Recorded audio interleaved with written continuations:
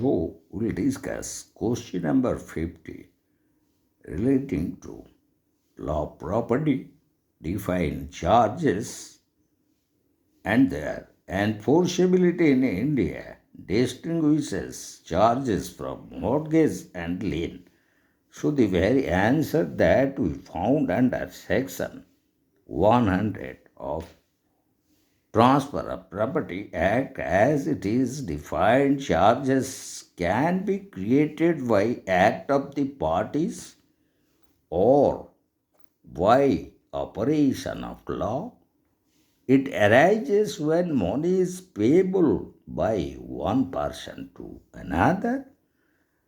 On an immovable property is made security for the payment and the transaction does not amount to a mortgage. So, the very definition of charges is that where immovable property of one person is by act of parties or operation of law made security for the payment of money to another and the transaction does not amount to a mortgage, the latter person is said to have a charge on the property as it is defined under section 100 of the Transfer of Property Act. So, under the above definitions, charges can be created by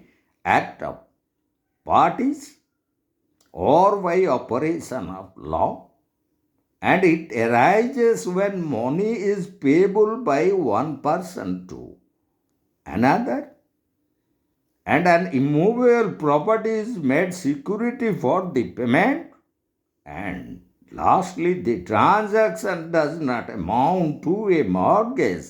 And in that connection, we would like to discuss illustrations to clarify the very definition of charges as defined under section 100 of the Transfer of Property Act.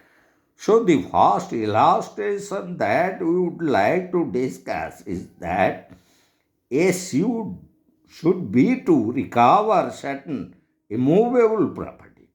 The suit ended in a compromise decree under which property was awarded to A with the condition that A must pay Rs 10,000 annually out of the property to B. B has a charge on the property. And the second illustration that we would like to discuss is A inherited an estate from his uncle and executed an agreement to pay his sister a sum of Rs 100 per month out of the income of the estate. The sister has a charge over the estate. So a charge for the maintenance of the property, present or future, is a recurring charge and is not extinguished by a decree of sale. The auction purchaser would not get the purchased property free from the charge.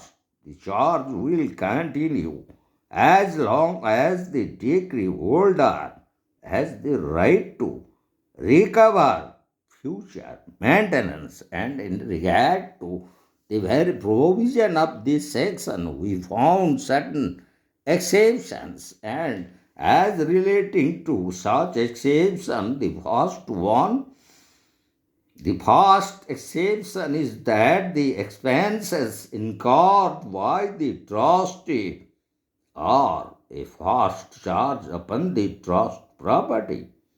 But this charge, unlike other types of charges, cannot be enforced by the sale of the trust property, for it would have the effect of destroying the trust. And the second exception to this section is that no charge shall be enforced against any property in the hands of a person to whom such property has been transferred for consideration and without notice of the charge. And now we'll discuss the very enforceability of charges in India.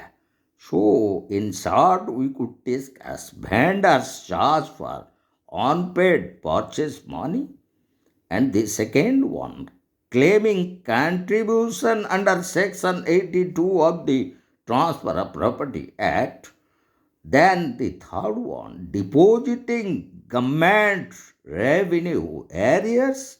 And the fourth one is charge created by act of parties. And the fifth one, buy, sell in case of simple mortgage. And the sixth one, that is to exactly to explain the enforceability of charges. The first one that we could discuss, vendors charge for unpaid purchase money. A sales is house to be for Rs 5,000. B does not pay, but the sale deed is executed as agreed. A has a charge over the house, although the ownership has passed to the vendee. As per the first clause that we have discussed regarding vendor's charge for unpaid purchase money. And now we'll go to the second one, claiming contribution under Section 82 of the Transfer of Property Act. A party entitled to claim contribution under Section 82 of Transfer of Property Act has a charge over the property. And the third one, that by depositing government revenue areas, so a mortgagee who, in order to protect his security, deposits the amount due as arrears of government revenue could charge. So, the fourth one, that charge created by act of parties is also a charge enforceable in India. And the fifth one, or the last one, buy sell in case of simple mortgage, so a charge is enforceable by sell as in the case of a simple mortgage. And now we would like to differentiate between mortgage and charges. So, as regarding the first difference that we found, in case of mortgage, there is transfer of an interest, and as in case of charges, there is creation of a right of payment. And as to substantiate these two differences, a mortgage is a transfer of an interest in specific immovable property.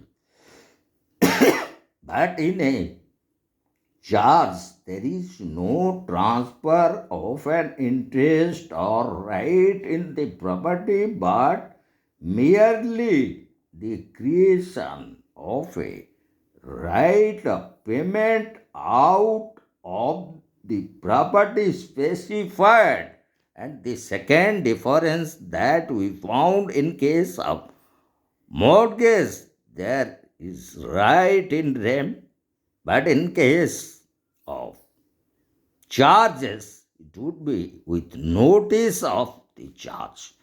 So, a mortgage being a transfer of an interest is a right in rem, with the result that it is good against subsequent transferees, while a charge is not a right in rem, so that it is only good as against a subsequent transferee with notice of the charge. And now we'll go to the third difference that we found in case of mortgage. It is created by act of parties only, but in case of charges, created by operation of law.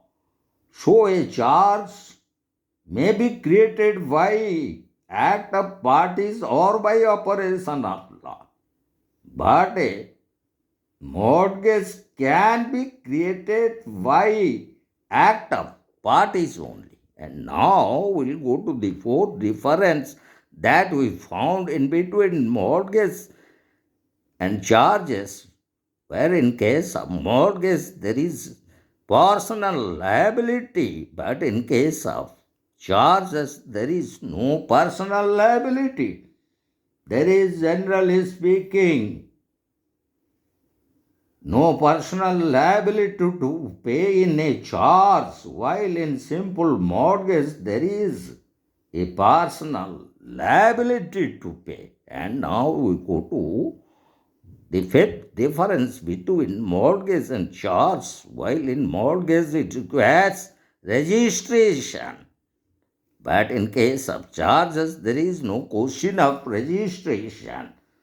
So a charge created by operation of law does not require registration, while a simple mortgage requires registration. And now we'll go to the sixth or the last difference that we found in case of mortgage. It relates to specific property, and in case of charges it relates to unspecified property. So, a mortgage presupposes specific property existing at the date of transfer, but a charge may relate to unspecified property. And now we would like to find out the differences between charge and lien. So the first difference that we found, that in case of charge is the act of parties or by operation of law, but in case of lien it is only by operation of law. So a charge may be created by act of parties or by operation of law, but a lien can arise only by operation of law. And the second difference that we found in between charge and lien is that in case of charge, it enforces possession, but in case of lien, it is simply a right to possess. So a charge not only empowers its possessor in many cases to hold the property charge if it is in his possession, but also enforce it in a court of law. While in case a lien, on the other hand, is simply a right to possess and retain property until some charge attaching to it is paid or discharged. And the third difference that we found in between charge and lien is, while charge is confined to a movable property only, But in case of lien, it may be in respect of immovable property. So, a charge is confined to immovable property. But in case of lien, it may be in respect of immovable property. So, these are the differences that we found in between mortgage and charges.